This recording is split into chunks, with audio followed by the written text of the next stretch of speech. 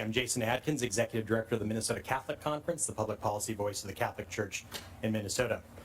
Combating discrimination is, in fact, a compelling governmental interest, but we oppose this version of the ERA because, among other reasons, its lack of protection against discrimination based on religion, which should be troubling to all Minnesotans.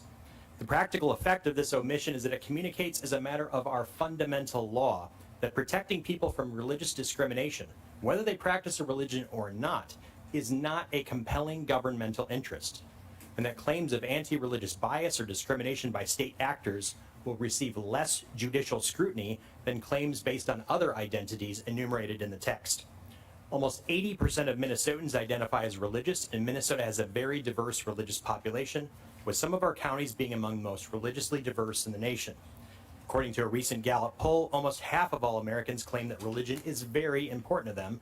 That is, it is a core part of their identity.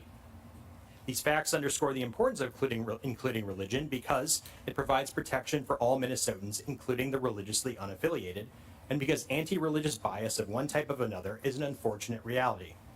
For example, according to the FBI, the anti-religious hate crimes increased 30% between 2021 and 2022. Religious motivated incidents make up 17.3% of hate crimes. Pew Research indicates that there is not one religious group in the United States for whom a majority of Americans has a somewhat or very positive opinion, with Jewish Americans having the highest at 35%. By contrast, between 20 and 25% of those polled have somewhat or very unfavorable views of Latter-day Saints, Muslims, atheists, and evangelical Christians. Including protections for discrimination based on a person's religion ensure that each of our own biases and prejudices do not compromise the well-being of others whose beliefs and practices are different than our own. This is especially important in the context of policies and practices of state actors, which have to be implemented by our fellow citizens who are not immune from bias. Thank you very much for your consideration. Thank you.